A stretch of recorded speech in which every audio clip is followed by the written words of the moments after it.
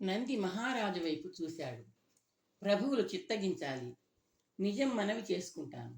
భటులు ఇద్దరు రాజవీధిలో నా చెల్లెలిని చెరొక చెయ్యి పట్టుకొని బరబరా లాక్కు వస్తున్నారు. దీపాంకుర పైట పైట కిందికి జారిపోయి ఉంది. సర్దుకునే అవకాశం ఆమెకి ఇవ్వలేదు. నా చెల్లెలు పైటను యథాస్థానంలో ఉంచడానికి ప్రయత్నించిన వృద్ధ వనితను విసురుగా తోసివేశాడు ఒక భటుడు. నా చెల్లెలి దయనీయ స్థితి చూసి నేను స్పందించాను. చాలు, అర్థమైంది, కుబేరవర్మ కటువుగా అన్నాడు. తల మెల్లిగా తిప్పుతూ సభికులను కలియజూశాడు. ఈ అపరాధి స్పందన హింసాత్మకంగా ఉంది. మా సేవకు అంకితమైన దేశరక్షకులకు ఇతను అంగవైకల్యం కలిగించాడు. మా ఆజ్ఞతో కట్టుబడిన బంధితురాలిని విడిపించుకు వెళ్ళి ధిక్కారానికి పాల్పడ్డాడు. మా సామ్రాజ్యంలోని యువకులను తప్పుదారి పట్టించే స్పందనలు ఈ నేరస్తుడు చేసిన నేరాలు. ఈ అపరాధికి శాశ్వత దేశ బహిష్కార శిక్ష విధిస్తున్నాం. కామరూప రాజ్యంలో అడుగు పెడితే శిరచ్ఛేదం చేయబడుతుంది. నంది శరీరం ఒక్కసారి జలధరించింది.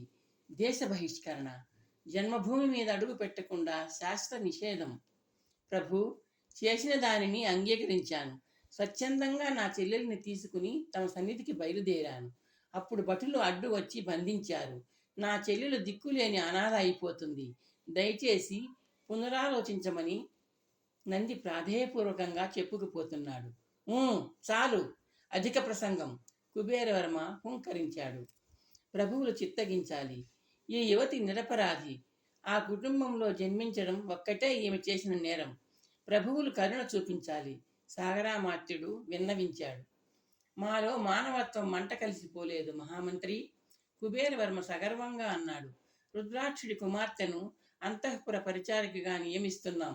ఆ యువతి అక్కడ సుఖంగా సురక్షితంగా ఉంటుంది. అంతఃపురంలోని శౌచాలయాలను, స్నానాలయాలను శుభ్రం చేసే బాధ్యత ఆమెకు అప్పగిస్తున్నాం. ఆ వృత్తికి తగిన ప్రతిఫలం ఆమెకు లభిస్తుంది. ధర్మప్రభువులు ఎన్నో కంఠాలు ఆవేశంగా నినదించాయి. యువతి చేతులకు బంధించిన కట్లు విప్పండి. తక్షణం అంతఃపురానికి తీసుకువెళ్ళండి. అక్కడ ప్రధాన పరిచారకకు అప్పగించండి, కుబేరవర్మ ఆజ్ఞాపించాడు. దీపాంకుర బలహీనంగా తన అన్న శరీరం మీదికి వాలిపోయింది. అదురుతున్న నంది పెదవులు ఆమె శిరస్సు మీద చుమ్మించాయి. నంది తలను కిందికి వాల్చాడు. ధైర్యం దీపా, ధైర్యంగా ఉండు. జాగ్రత్తగా నీ ప్రాణాలు కాపాడుకో. కాలం కలిసి వస్తుంది. నంది నీకు విముక్తి కలిగిస్తాడు.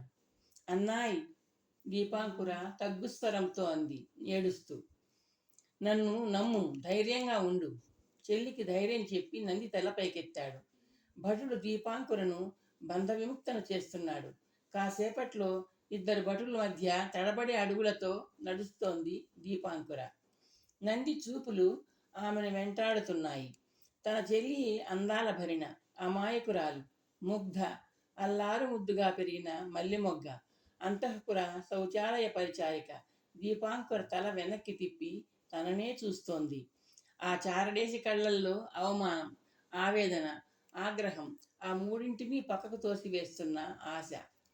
అపరాధిని నేడే కామరూప రాజ్య పరిధిని దాటించండి. కుబేరవర్మ కంఠం కంగుమంది. నంది తల తటాలున మహారాజు వైపు మళ్లించాడు. కుబేరవర్మ కళ్ళు నిప్పులు నిండా గిన్నెల్లా ఉన్నాయి. తననే చూస్తున్నాయి. ప్రభువులకు చిన్న విన్నపం, నంది మెల్లగా అన్నాడు. కుబేరవర్మ ముక్తసరిగా నిర్లక్ష్యంగా అన్నాడు. నా తండ్రిని చివరిసారిగా చూడటానికి అనుమతించమని ప్రార్థిస్తున్నాను, నంది ఆశగా అన్నాడు. మహామంత్రి, కుబేరవర్మ సాభిప్రాయంగా అన్నాడు. చిత్తం, సాగరామాత్యుడు అన్నాడు. ప్రభువులు చిత్తగించాలి. శాశ్వత దేశ బహిష్కరణ ఇతనికి మరణశిక్షతో సమానమే. శేష జీవితంలో తండ్రిని, తోబుట్టువును మళ్ళీ చూసే అవకాశం ఇతగాడికి లేదు. వాళ్ళిద్దరూ మన రాజ్యం దాటి వెళ్లరు. ఇతగాడు మన రాజ్యంలో అడుగుపెట్టలేడు. ప్రభువులు ఇతని అభ్యర్థనను చివరి కోరికగా భావించి అనుమతించవచ్చు. మంచిది. అపరాధిని బంధవిముక్తుడిని చేయకుండా అతని తండ్రి దగ్గరకు తీసుకువెళ్ళండి. కొన్ని ఘడియల కాలం అతను తండ్రితో మాట్లాడటానికి అనుమతి ఇస్తున్నాం, కుబేరవర్మ గంభీరంగా అన్నాడు. భటుల వైపు చూస్తూ నిర్లక్ష్యంగా తన చేతిని విదిల్చాడు తీసుకెళ్ళమన్నట్టు. భటులు నందిని కొంచెం దూరం అలాగే వెనుకకు నడిపించారు. ద్వారానికి అభిముఖంగా దురుసుగా అతన్ని మళ్లించి మహారాజు గారి దృష్టిని ఆకర్షించేలా విసురుగా బలంగా అతన్ని తోస్తూ నడిపించసాగారు. బోనులో సింహముల చెరలో అటూ ఇటూ తిరుగుతున్న తన తండ్రిని జాలిగా చూస్తూ నంది కటకటాలను సమీపించాడు. నాన్నా! నంది కంఠస్వరం వినగానే రుద్రాక్షుడు ఆగి తల తిప్పి ఆతృతగా చూశాడు. నెమ్మదిగా అడుగులు వేస్తూ కటకటాల దగ్గరగా వచ్చాడు. ఎరుపెక్కిన కళ్ళతో నంది ముఖంలోకి చూశాడు. అతని పెదవులు అదిరాయి. నాయనా నంది, నిన్ను నిన్ను క్షమించి విడిచిపెట్టారా? నంది చిన్నగా నవ్వాడు. తల అడ్డంగా ఆడించాడు. నన్ను నన్ను జీవత్యంలా మార్చారు. దేశ బహిష్కారం శాశ్వతంగా. నంది! చెల్లాయికి అంతఃపురవాస శిక్ష, అంతఃపుర శౌచాలయాలను శుభ్రం చేసే ఉద్యోగం. రుద్రాక్షుడు 2 చేతులతో చెవులు మూసుకున్నాడు. అతని చేతులు వణుకుతూ ముఖాన్ని కప్పేశాయి. నాన్న, ఏం జరిగింది? తను తీసుకొచ్చిన 2 భటులు చెరసాల సాలకుడితో మాట్లాడుతూ ఉండటం గమనించి నంది తగ్గుస్వరంతో అడిగాడు. నంది, ఏం జరిగిందో ఊహించగలవా? రుద్రాక్షుడు ప్రశ్నించాడు. ఊహించలేను నాన్న, నేను కూడా ఊహించలేను నాయన. రుద్రాక్షుడు బరువుగా నిట్టూర్చాడు. నేను వ్రాయించిన లేఖలో నేను కలలో కూడా ఉచ్చరించలేని అంశాలున్నాయి. చేవరాలు నాదే.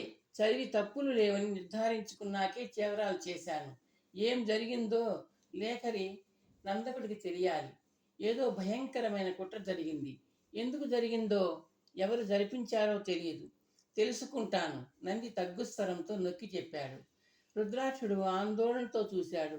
వద్దు నంది, నీతి నియమాలతో నిష్ఠతో ప్రభు క్షేమాన్ని ప్రజల క్షేమాన్ని కాంక్షిస్తూ దశాబ్దాల పాటు సేవలు అందించిన ఈ రుద్రాక్షుణ్ణి అపరాధిగా నిలబెట్టి దారుణ శిక్షకు గురి చేసిన ఈ రాజ్యంలోకి మళ్ళీ పాదం మోపద్దు. నేను ఇక్కడ, నా బిడ్డ దీపాంకుర అంతఃపురంలో కాళ్ళం వెళ్ళబుచ్చుతాం. నీకు నచ్చిన పొరుగు రాజ్యం చేరుకో, ధర్మబద్ధంగా జీవించు, పెళ్లి చేసుకో, మన వంశాన్ని వృద్ధి చేయి.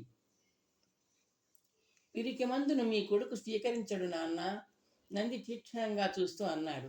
మీరు నేరం చేయలేదు, నా చెల్లెలు నేరం చేయలేదు. నిరపరాధులు శిక్ష అనుభవించడం ధర్మం కాదు, అది అధర్మం, అన్యాయం, అక్రమం. అధర్మాన్ని, అన్యాయాన్ని, అక్రమాన్ని ఎదిరించాలన్న ధర్మపాఠాన్ని నా తండ్రి నాకు బాల్యంలోనే బోధించి ఆ పాఠాన్ని రక్తగతం చేశాడు. నా తండ్రి చెల్లి నిరపరాధులని నిరూపిస్తాను. నంది, ఆవేశపడి ప్రాణాల మీదకి తెచ్చుకోకు. నేను ఉద్ధరించేది మన వంశాన్ని కాదు నాన్న. నా తండ్రి విషయంలో, నా చెల్లెల విషయంలో ధర్మాన్ని ఏం చేస్తానో, ఎలా చేస్తానో తెలియదు. మీ నిరపరాధిత్వాన్ని నిరూపిస్తాను, ధర్మాన్ని ఉద్ధరిస్తాను. ధర్మోద్ధరణ, ధర్మ సంస్థాపన భగవంతుడి కార్యాలు నాయన, రుద్రాక్షుడు విచారంగా అన్నాడు. నా మాట విను. మానవుడు మాధవుడి వారసుడు నాన్న. ఆయన వారసుడిగా మనిషి ధర్మోద్ధరణ చేయొచ్చు. రుద్రాక్షుడి పరివారం రాజద్రోహం, దేశద్రోహం చేయలేదని నిరూపించేదాకా మీ నంది విశ్రమించడు, ఆ కార్యాన్ని విరమించడు. నంది పదాలను ఒత్తి పలుకుతూ స్పష్టంగా అన్నాడు. నంది,